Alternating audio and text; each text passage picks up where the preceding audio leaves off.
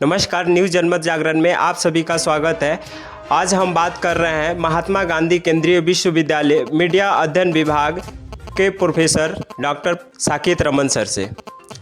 Sir, आपका जनमत जागरण में बहुत बहुत स्वागत है कि आप अपना एक महत्वपूर्ण समय हमें निकाल कर दिए बात करने के लिए। धन्यवाद जनमत जागरण और धन्यवाद अमृतराज।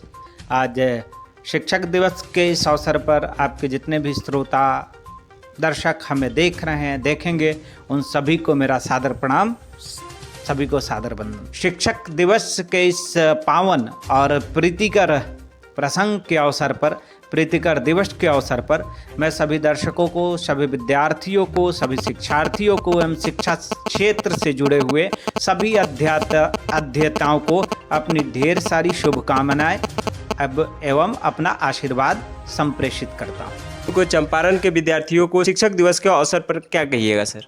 देखिए, एक शिक्षक का जीवन, एक शिक्षक का व्यक्तित्व, उसका कृतित्व, उसका प्रत्येक कार्य, एक शिक्षक जो है विद्यार्थियों का होता है, उसका अपना कुछ नहीं होता है।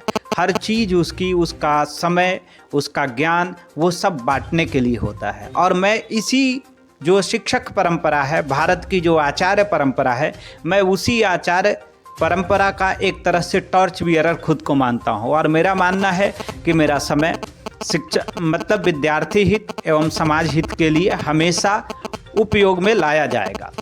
दूसरी बात कि निश्चित तौर पे आपने कहा बहुत जोरदार तो नहीं था, बस कार्यक्रम था। और उस कार्यक्रम में मैंने भारतीय संचार दर्शन के विविध आयामों से एक जनमानस को रूबरू कराने का प्रयास किया, जिसके बारे में हमारे सिलेबस पाठ्यक्रमों इनमें पढ़ाया नहीं जाता है।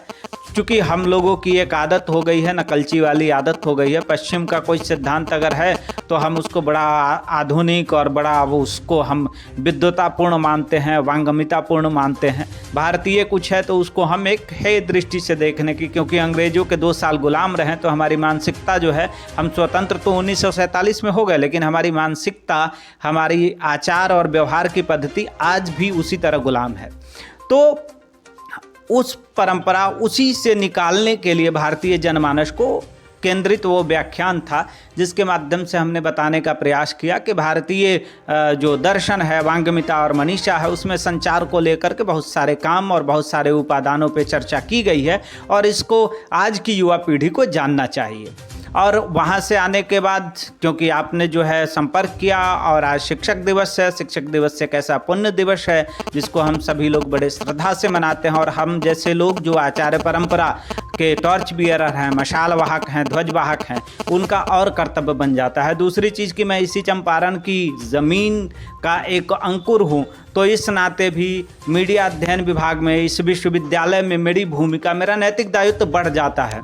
क्योंकि मैं इसी ज़मीन से निकला हूँ, इसी ज़मीन की पौध हूँ, तो निश्चित तौर पे मुझे इस ज़मीन के लोगों को, इस ज़मीन के युवाओं को छाया देनी है, शीतलता देनी है और उनके जीवन को बेहतर बनाना है। ये मेरा नैतिक दायित्व है, क्योंकि मैं इस ज़मीन से हूँ। सर, क्या है कि अभी मीडिया के क्षेत्र में बच्चे बहुत ही ग्लैमरस मानते हैं, तो इस शिक्षक के दिवस के अवसर पर जो मीडिया के छात्र हैं उनको क्या मैसेज देना चाहिए सर? देखिए, मेरा यही संदेश है कि किसी भी पेशे को, किसी भी काम को, यहाँ फील्ड में, पेशे में जो है न्यूटन के गति का तीसरा नियम चलता है, जिसको मैं हमेशा कहता हूँ कि आप पेशे को, मतलब कि आप गेंद को दीवार पे जितनी ज़ोर से मारेंगे उतनी ही ज़ोर से वो रिवर्ट बैक करेगा। किसी भी पेशे को, किसी भी अध्ययन क्षेत्र को, किसी भी विषय को आप अपना जितना समय देंगे, जितनी ऊर्जा देंगे, आपको उतना ही अधिक प्रतिफल मिलेगा।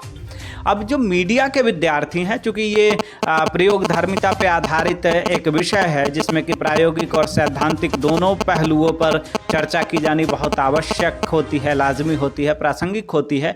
तो ऐसे में मीडिया के विद्यार्थियों के लिए यही मेरा संदेश है, उनसे आग्रह है कि वो खुद को, अपने व्यक्तित्व को किसी ग्लैमर, किसी चमत्कार, इसके चक्कर में न डालें। उनका एक नैतिक दायित्व है समाज में एक सफल जनमत का निर्माण करना, समाज की जो जीवन, समाज का जो गुण धर्म है, उस गुण धर्म को परिवर्तित होने से बचाना, समाज में जो विद्रूपता आ रही है, समाज में जो क्षरण हो रहा है, उस क्षरण से समाज को बचाना मीडिया के विद्यार्थियों का सबसे बड़ा नैतिक दायित्व है।